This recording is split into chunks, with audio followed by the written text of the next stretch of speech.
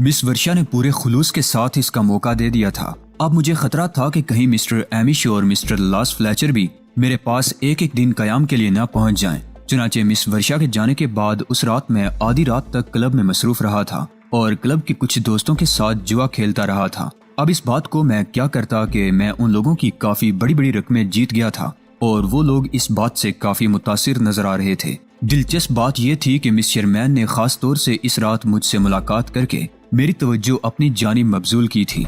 मैं दूसरे सेक्शन में खेल रही थी। सुना है कि यहाँ तुमने धूम मचा दी है। दोस्तों की रकम जीत कर कभी कोई खुशी नहीं होती। ये सारे स्टिकर्स इस जगह ढेर हैं। जिसने जो कुछ हारा है वो वापस ले ले। मुझे सिर्फ दुश्मनों को हरा कर खुशी हो सकती है। उन लोगों ने वो सब कुछ लेने से इनकार कर दिया, लेकिन मैंने निहायत मोहब्बत के साथ अपनी जीती हुई रकमें अपने दोस्तों को वापस कर दी। इस बात से मेरा मकाम कुछ और बढ़ गया। मिस शेरमैन ने अपनी गहरी हसीन आंखों से मुझे देखते हुए कहा, हकीकत यह है कि तुम चंद ही दिनों में हम लोगों के दरमियान सुपरमैन बन गए हो।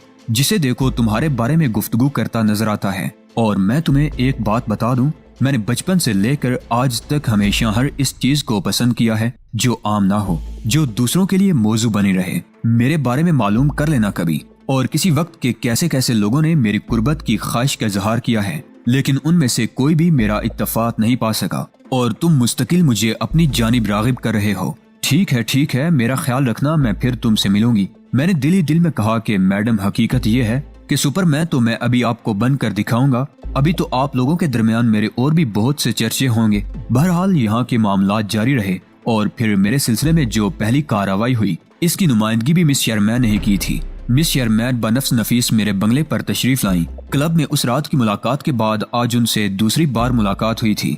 मेरे बंगले को बड़ी दिलचस्प निगाहों से देखा और कहने लगी, इससे तुम्हारी नफासत का इजहार होता है। हकीकतन जो लोग आम लोगों से मुख्तलिफ होते हैं उनका तर्ज जिंदगी भी मुख्तलिफ ही नजर आता है। तुम्हारा छोटा सा खूबसूरत बंगला अपनी आराइशी चीजों के साथ मुझे बहुत पसंद आया। मैं इसके लिए अपनी पसंद का इजहार करती हूँ। मैंने मिस शेरमैन का शुक्रिया अदा किया। उन्होंने कहा, और अब कर्नल लाशमेक, तुम्हारे स्पुर्द कुछ अहम जिम्मेदारियां की जाती हैं और मैं तुम्हें अपने साथ ले चलने के लिए आई हूँ। मैं खुद भी यहाँ तातुल की जिंदगी गुजार कर खुश नहीं था। मैडम शेरमैन, मैं हाजिर हूँ। तो फिर क्या ख्याल है? वो जो कहते हैं ना कि वक्त कभी वापस नहीं आता, हम लोगों को चलना चाहिए।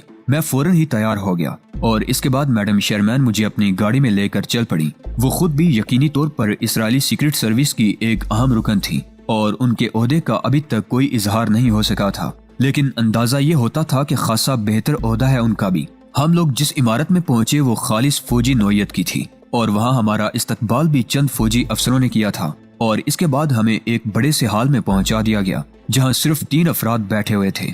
मैडम शेरमैन ने उनका तारुफ कराया। उनमें से 2 कर्नल के रैंक के थे और एक लेफ्टिनेंट कर्नल था। उसका नाम जॉन हैकनर था। जॉन हैकनर ऊपर से चौड़ा और नीचे से पतला आदमी था। चेहरे से निहायत शातिर मालूम होता था। उसकी बुरी आंखों की पुतलियां बिल्ली की आंखों की तरह सीधी खड़ी हुई थी और सर के बाल अजीब अंदाज में तराशे हुए थे। चेहरे की निस्बत गर्दन बहुत चौड़ी थी। बहरहाल एक अजीबो गरीब शख्सियत थी। वो इंतहाई सफेद दांतों का मुजाहरा करते हुए उसने मुझसे हाथ मिलाया और बोला, ऐसे लोग जिनकी कहानियां मंजरे आम पर होती हैं मेरे लिए बड़ी दिलचस्पी का बायस होते हैं। मिस्टर लाशमेक, आपने सिविलियन जिंदगी से फौजी जिंदगी की जानिब जो छलांग लगाई है इसके बड़े चर्चे हैं। मैं आपको दिली मुबारकबाद पेश करता हूँ। और अब इस वक्त हम 5 अफराद हैं जो एक अहम मिशन पर काम करने के लिए इकट्ठा हुए हैं। मैं गुफ्तगू में बहुत ज्यादा तवालुत इख्तियार करने का आदी नहीं हूँ, चुनाचे आपको मुख्तसर तौर पर इंतहाई एतमाद के साथ तफसीलात बता रहा हूँ। इसराइल के क़याम में हुकूमत अमेरिका ने जिस तरह हमारी मदद की है हम उसे फरामोश नहीं कर सकते। अरबों का ये अजीम शान जमे गफीर हम लोगों को पीस कर रख देता अगर हमारी पुश्त पर यूरोप और अमेरिका की ताकतें न होती। हमारी बका के लिए हुकूमत अमेरिका ने इब्तदाई तौर पर जो कार्रवाइयाँ की हैं हम इसके लिए शुक्रगुजार हैं। लेकिन एक बात आप भी जानते होंगे मिस्टर लाशमेक कि हुकूमत अमेरिका बिला वजह हमारी पुश्त पर नहीं रही है। इसकी माशियत को इस्तेहकाम देने के लिए इसराइलियों ने जो खिदमात सर अंजाम दी हैं उनसे हुकूमत अमेरिका इनकार नहीं कर सकती। हमने अमेरिकी माशियत को 80% संभाला हुआ है और अपनी तमाम तर सरमायाकारी वही की हुई है।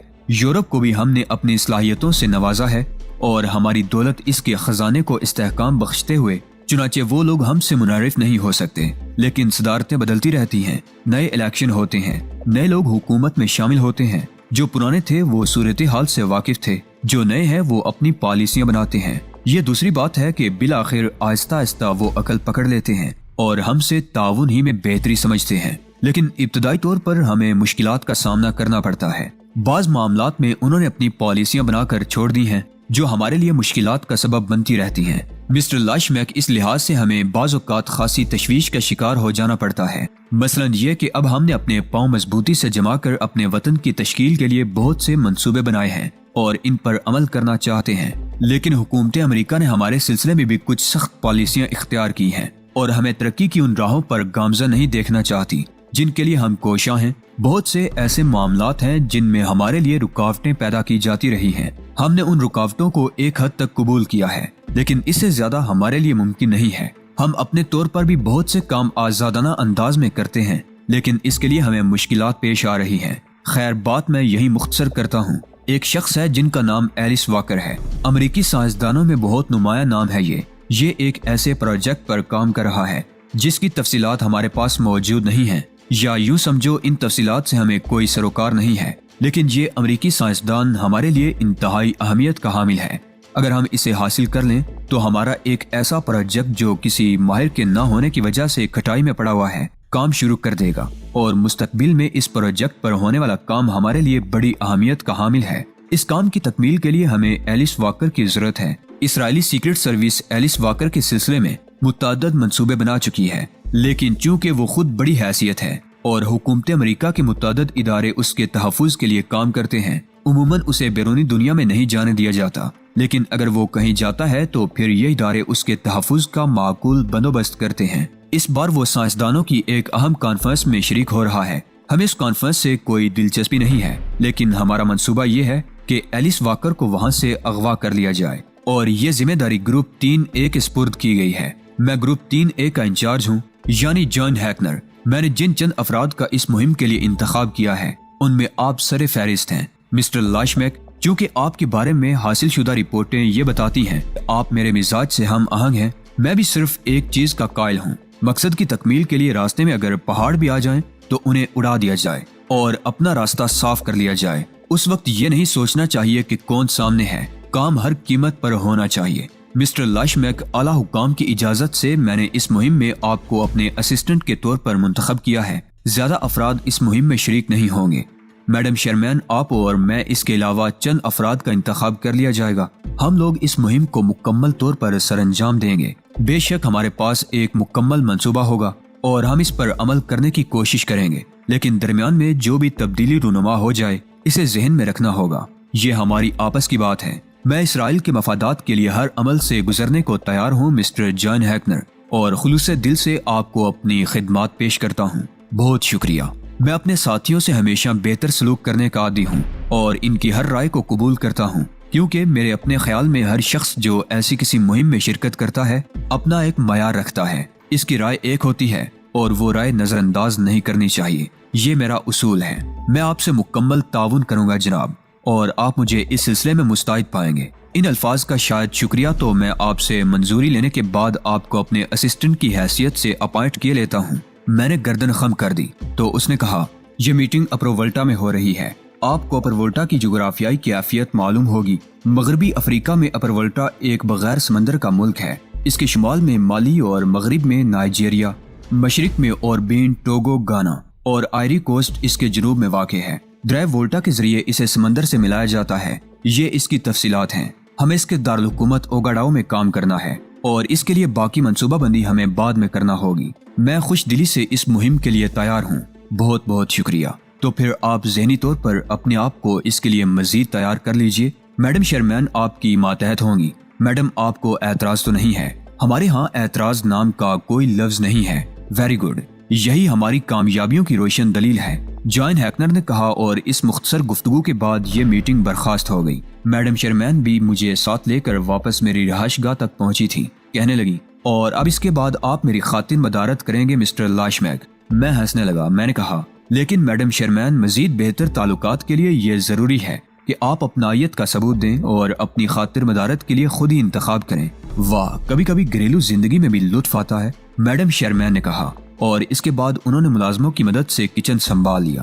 میں ایک آرام کرسی میں دراز ہو کر جان ہیکنر کے منصوبے پر غور کرنے لگا۔ منصوبہ یہ تھا کہ ایلس واکر نامی ایک سائنسدان کو، جو امریکی نژاد ہے، آپر وولٹا کی اس میٹنگ سے اغوا کرنا تھا اور امریکی سیکیورٹی کو شکست دینا تھی۔ بہرحال یہ سارا کام اپنی جگہ، اس کی تکمیل سے مجھے کوئی اختلاف نہیں تھا، لیکن اسرائیلی مفادات کو اس سائنسدان سے فائدہ نہیں حاصل ہونا چاہیے۔ ایلس واکر کا اغوا میری شاندار کارکردگی کی دلیل ہوگا، لیکن اس کے بعد کیا ہوگا اس پر ذرا غور کرنا تھا۔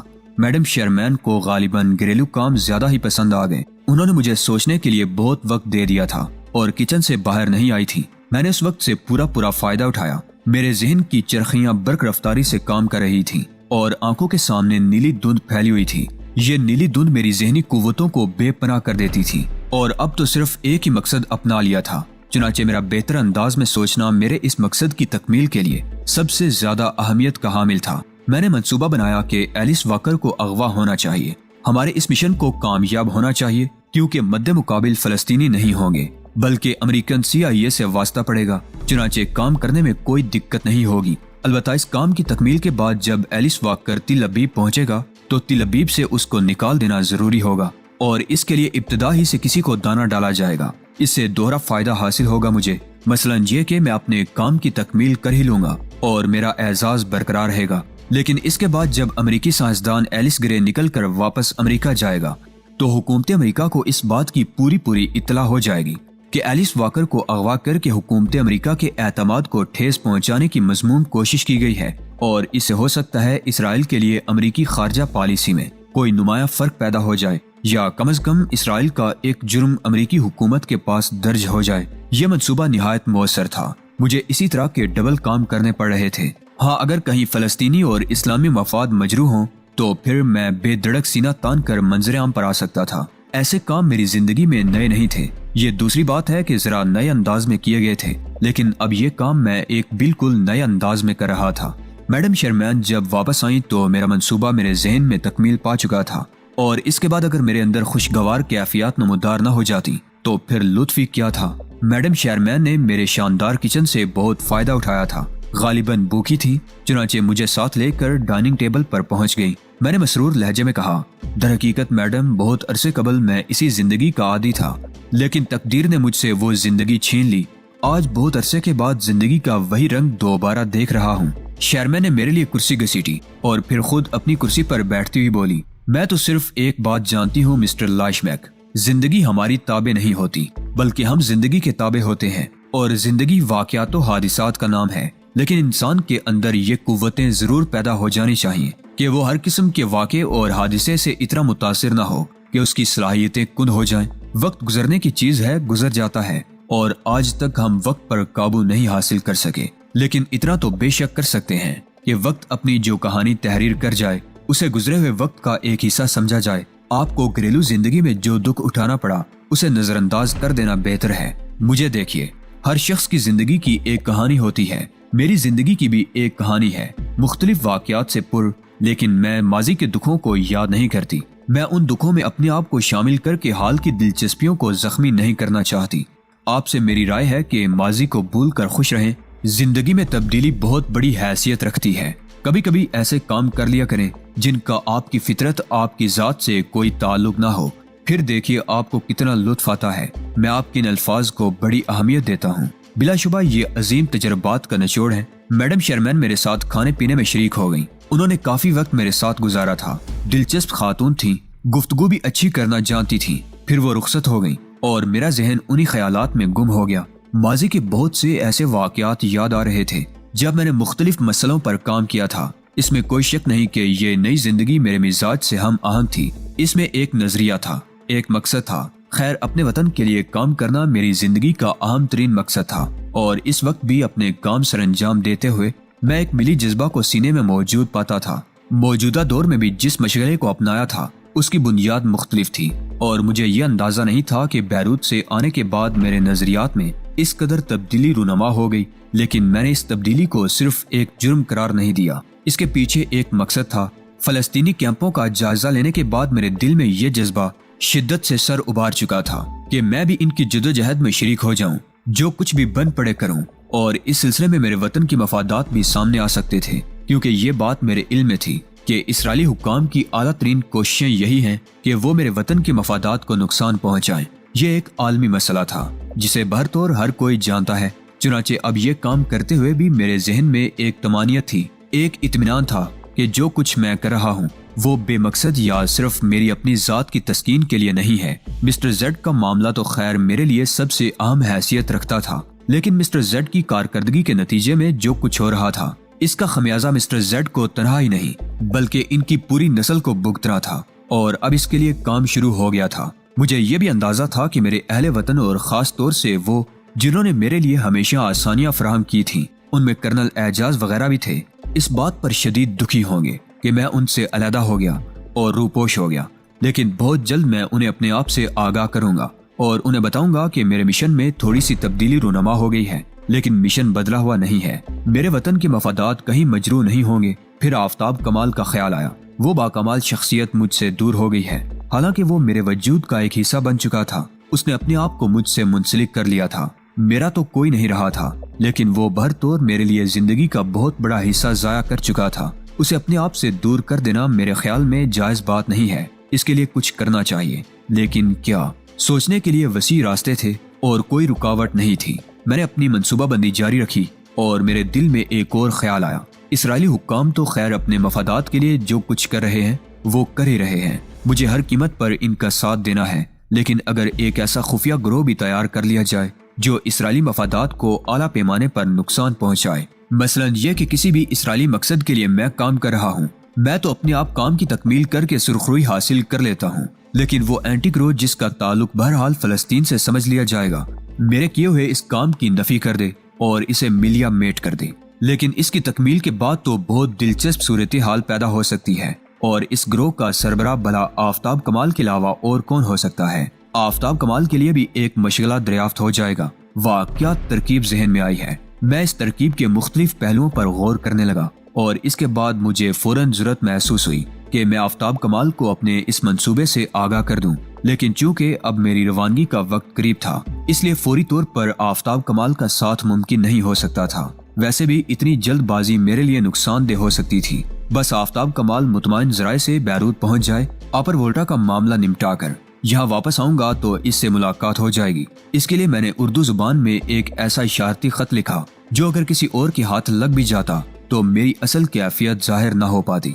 میں نے اسے لکھا تھا کہ وہ ایسے باکمال لوگوں کے ساتھ بیروت پہنچ جائے جو اہم ترین معاملات میں اس کے معاون ثابت ہوں اور ایک طویل ترین وقت کے لیے ہمارا ساتھ دے سکیں۔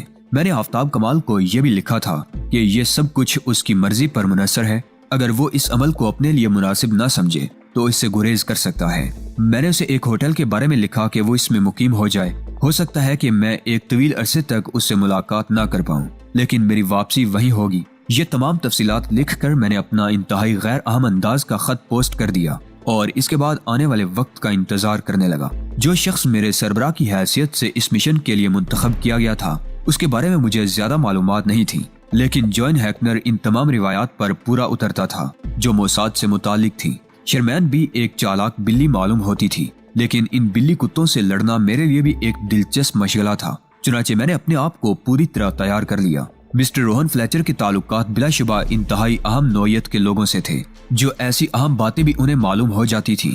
خود ہی مجھ سے ملنے چلے آئے، بے پناہ محبت کرتے تھے مجھ سے، کہنے لگے اہل خاندان تو جیسے تمہارے دیوانے ہو گئے ہیں، کون ہے جو ہر وقت تمہاری باتیں نہیں کرتا؟ یہاں تک کہ لاس اور ایمش بھی تم سے اتنی ہی محبت کرنے لگے ہیں جتنی ان دونوں سگے بھائیوں میں آپس میں ہے۔ مجھے داد دیتے ہیں تمہاری دریافت پر۔ بہرحال مجھے علم ہوا ہے کہ اب تم کسی مشن کے لیے منتخب کر لیے گئے ہو اور بہت جلد اس پر روانہ ہو جاؤ گے۔ ہاں یہ سچ ہے، لیکن چونکہ معاملہ میرے محکمے کے مفادات کا ہے اس لیے مجھے معاف کیجیے گا مسٹر روہن فلیچر، میں اسے کسی کو بھی آگاہ نہیں کر سکتا۔ آپ کو زیادہ سے زیادہ میں بس یہ اطلاع دے سکتا ہوں کہ میں ایک مہم پر جا رہا ہوں۔ ہاں اس کے بارے میں کسی بھی قسم کی معلومات فراہم کرنے سے معذرت چاہتا ہوں۔ مسٹر روہن فلیچر محبت بھرے انداز میں مسکراتے ہوئے بولے، میں جانتا ہوں جو کچھ بھی تم کرنے جاؤ گے عظیم اسرائیل کے لیے کرنے جاؤ گے، میرے لیے بس اتنا ہی کافی ہے کہ تمہیں میرے نام کے ساتھ یاد کیا جاتا ہے۔ مسٹر روہن فلیچر بڑی جذباتی گفتگو کرتے رہے۔ میں نے دل میں سوچا کہ جاؤ بڑے میاں، لطف آ جاتا تمہیں اس گفتگو کا اگر تم میرے لیے ضروری نہ ہوتے۔ پھر 3-4 دن تک میری ملاقات صرف میڈم شرمین سے ہوتی رہی اور وہ آہستہ آہستہ مجھ سے بے تکلف ہوتی رہی۔ ان کا ٹائپ پوری طرح سمجھ میں آ گیا تھا۔ شوقین مزاج خاتون تھیں، وہ اپنے نظریات سے پوری طرح اتفاق کرتی تھیں لیکن ذاتی نظریات بھی رکھتی تھیں اور اس کا اظہار انہوں نے آہستہ آہستہ شروع کر دیا تھا۔ پھر ایک دن انہوں نے مجھے اطلاع دی کہ ہم اپر وولٹا روانگی کے لیے تیار ہیں۔ میں فوراً ہی آمادہ ہو گیا تھا۔ ہم اپر وولٹا بالکل سیاحوں کی حیثیت سے پہنچے تھے۔ افریقہ کی مخصوص روایات کا حامل یہ شہر اپنے طور پر اپنی ایک الگ اہمیت رکھتا تھا۔ کوئی ایسا خاص معاملہ نہیں تھا یہاں کا جو قابل ذکر ہوتا۔ البتہ افریقہ کے بارے میں جو روایات سنائی جاتی ہیں کہ وہ پسماندہ براعظم ہے، تو اپر وولٹا کو دیکھ کر وہ روایات مذاق معلوم ہوتی تھی۔ جدید ترین خطوط پر آباد یہ ملک بہت خوبصورت تھا۔ دریائے وولٹا نے اسے سرسبز و شاداب بنا دیا تھا اور یہ وسیع و عریض دریا بہت وسعتیں رکھتا تھا۔ ہوٹل وغیرہ بھی تھے۔ ہمارا قیام ایک ہوٹل میں ہی ہوا تھا۔ حالانکہ میں جان ہیکنر سے یہ معلوم کرنا چاہتا تھا کہ اس اہم میٹنگ کے لیے اپر وولٹا کا انتخاب کیوں کیا گیا ہے، لیکن چونکہ جان ہیکنر نے اس بارے میں خود مجھے کچھ نہیں بتایا تھا، اس لیے میں نے بھی اس سے گریز کیا تھا۔ جان ہیکنر نے مجھے یہ ڈیوٹی سونپی کہ میں اپر وولٹا میں اس میٹنگ کی تفصیلات معلوم کروں اور ایک اسسٹنٹ کی حیثیت سے میں نے اپنے کام کا آغاز کر دیا۔